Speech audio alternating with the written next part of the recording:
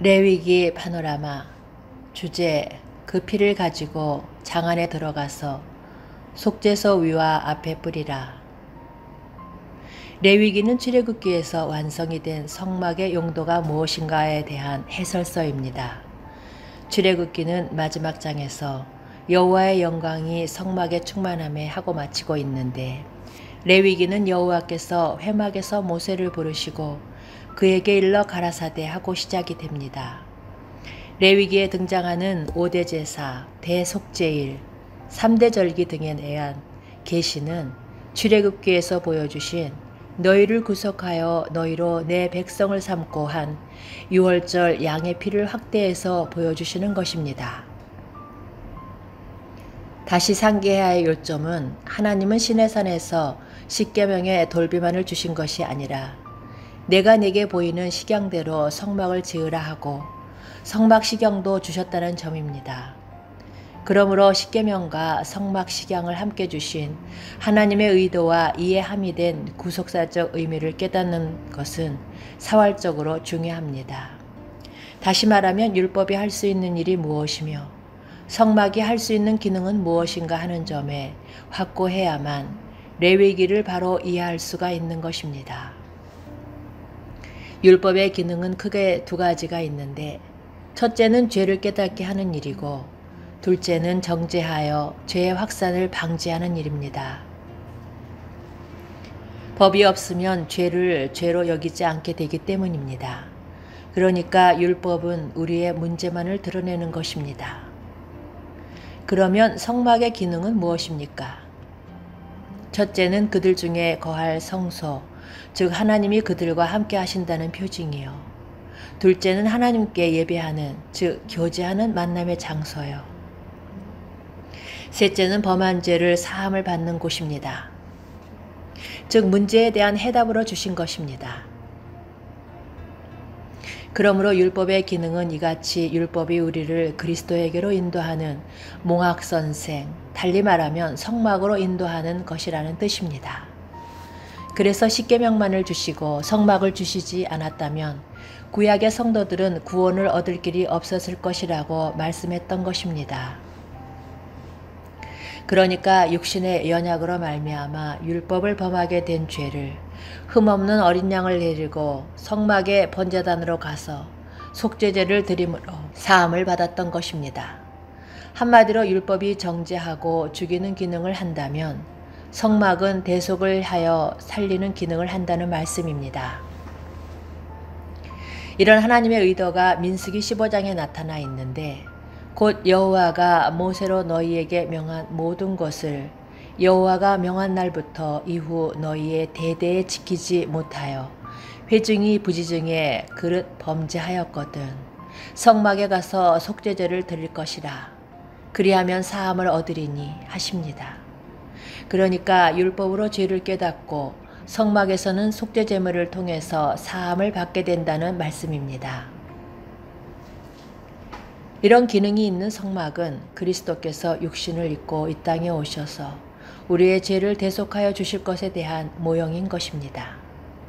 레위기는 크게 두 부분으로 나누어집니다.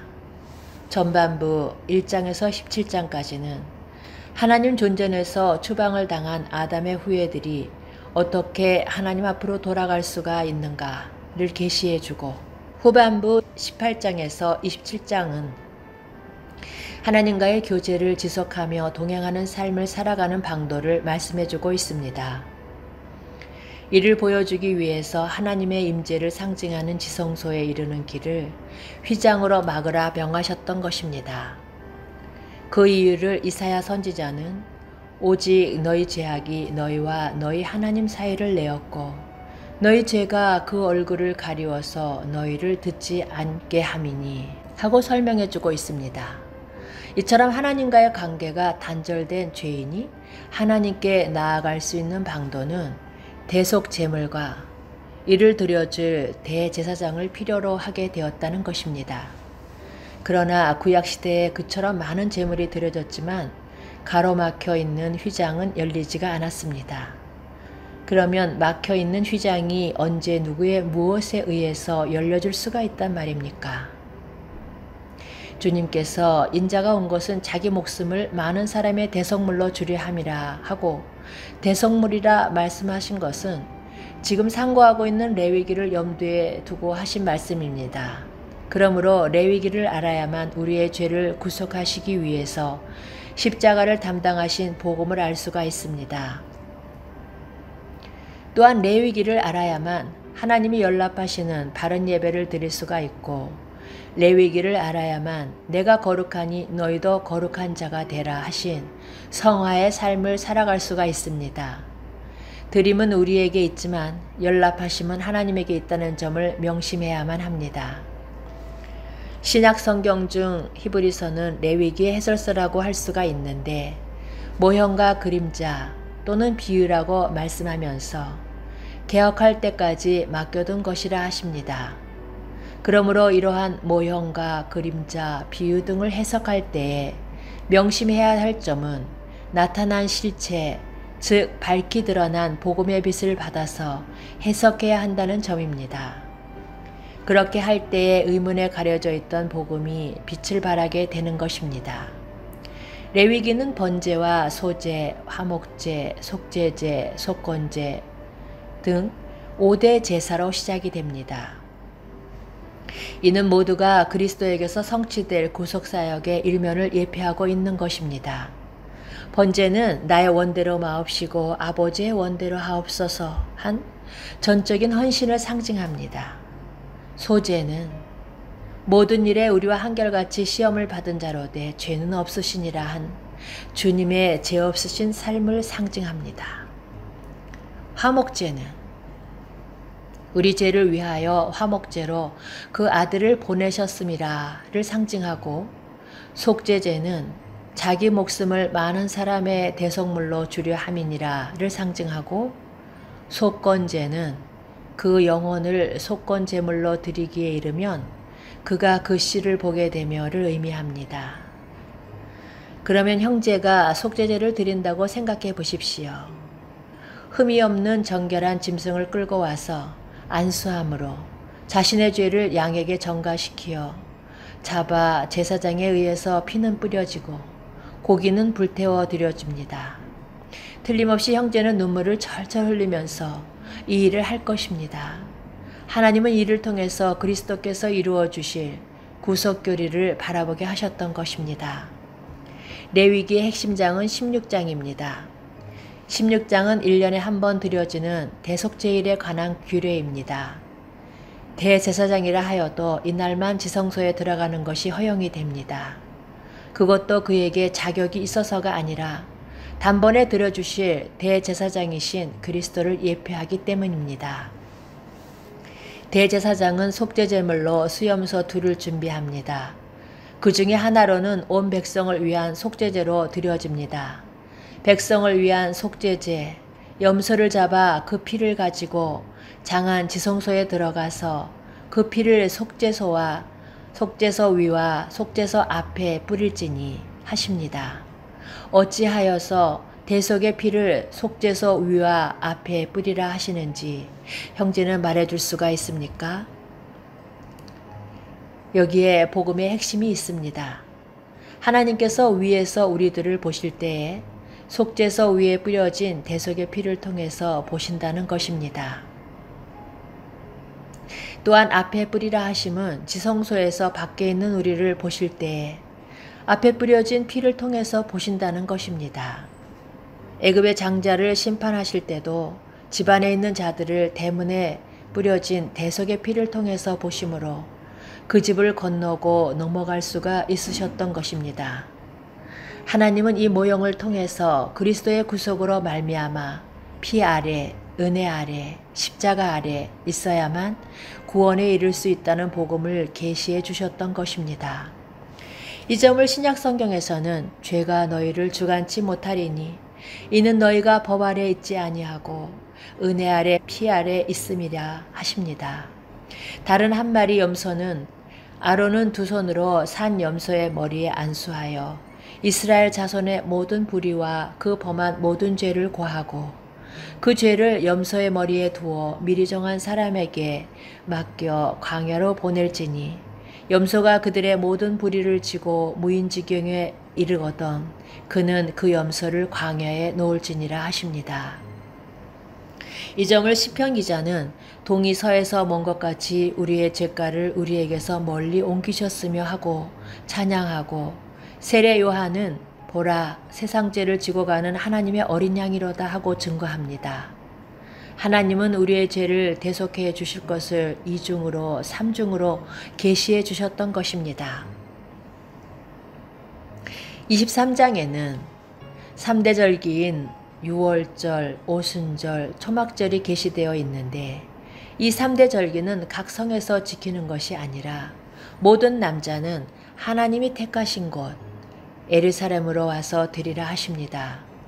이는 하나님께서 이루시려는 구원 계획을 절기를 통해서 보여주시려는 것인데 이를 잊지 않게 하시려는 조치입니다. 유월절은 그리스도께서 유월절의 양이 되어주심으로 성취가 되었습니다.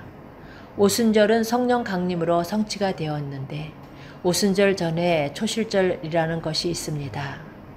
윗선 너희의 곡물의 첫 이삭 한 단을 제사장으로 가져갈 것이요 하십니다. 첫 이삭은 죽은 자 가운데서 다시 살아 잠자는 자들의 첫 열매가 되었도다 한 그리스도의 부활을 예표합니다. 그 첫 이삭 한 단을 안식일 이튿날에 흔들 것이며 하는데 우리 주님은 안식일이 다하여 가고 안식 후 첫날에 부활하셨던 것입니다. 그리고 안식일 이튿날 곧 너희가 요제로 단을 가져온 날부터 세워서 7 안식일의 수요를 채우고 제7 안식일 이튿날까지 합 50일을 계수하여 새 소제를 여호와께 드리라 하십니다. 이것이 오순절인데 약속하신 성령은 주님이 부활하신 후 50일 만에 강림하심으로 새 소제, 즉 신약교회는 탄생이 되었던 것입니다. 이에 한 가지 초막절의 절기만이 남은 것입니다. 초막절의 끝날을 큰 날이라 하는 것은 광야 생활을 청산하고 약속의 땅에 입성하기 때문인데 이는 그리스도의 재림을 예표합니다. 지금 우리는 초막절의 기간을 살아가고 있는 셈입니다. 이를 잊지 않게 하시려고 너희 중 모든 남자는 1년 3차 3대 절기 하나님의 택하신 곳 예루살렘에서 여호와께 보이라고 명하신 것입니다.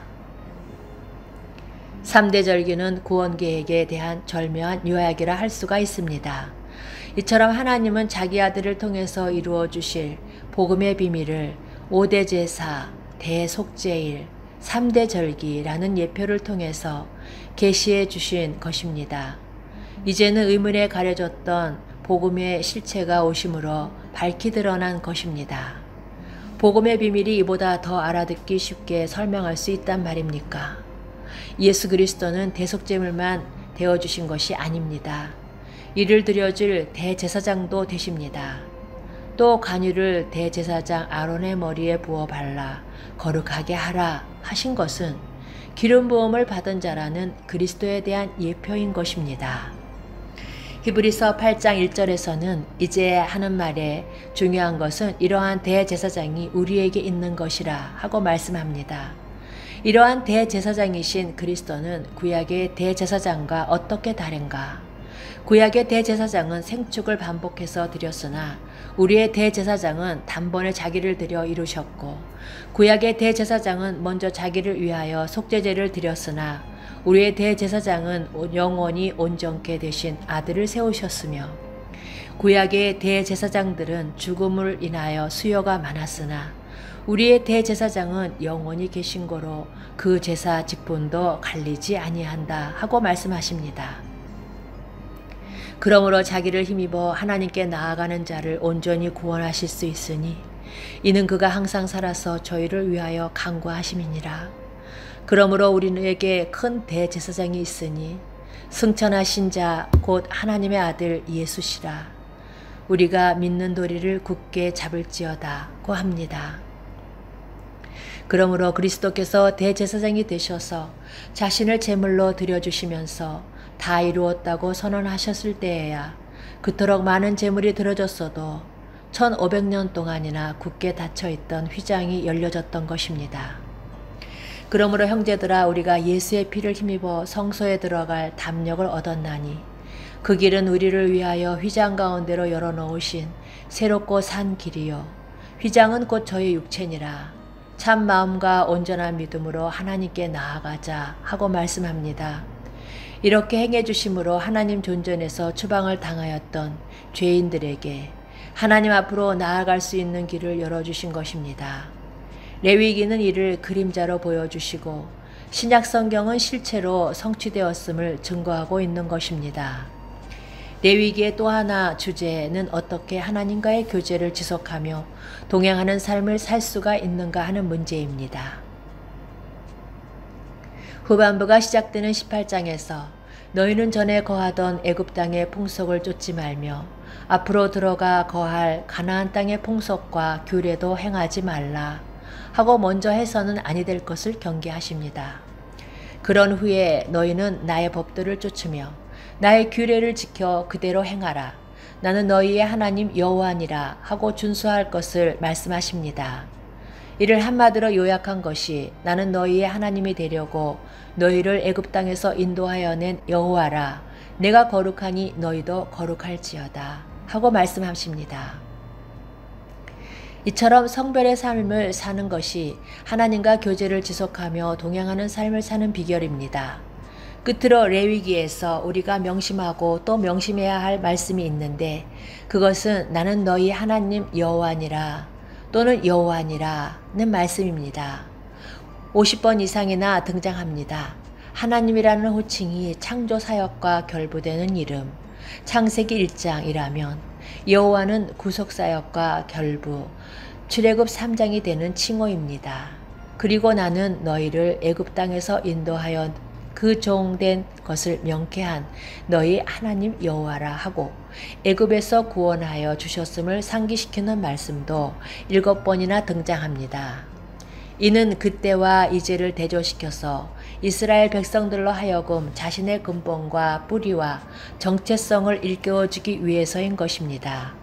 이 점은 신약 성경에서도 그러므로 생각하라. 너희는 그때의 육체로 이방인이요 세상에서 소망이 없고 하나님도 없는 자였더니 이제는 전에 멀리 있던 너희가 그리스도 예수 안에서 그리스도의 피로 가까워졌느니라 하고 상기시키고 있는 바입니다. 5대 제사, 3대 절기, 대속제일 등은 하나님께서 자기 아들을 통해 이루어 주실 하나님의 은혜요 복음입니다. 이를 통해서 하나님께 나아가는 길을 열어주신 것입니다. 이제 참 마음과 온전한 믿음으로 하나님께 나아가야 하는 것은 우리의 믿음이요 내가 거룩하니 너희도 거룩할지니다 하신 성별의 삶을 살면서 하나님과 동행해야 하는 것은 우리들의 행하여야 할 윤리입니다. 아멘.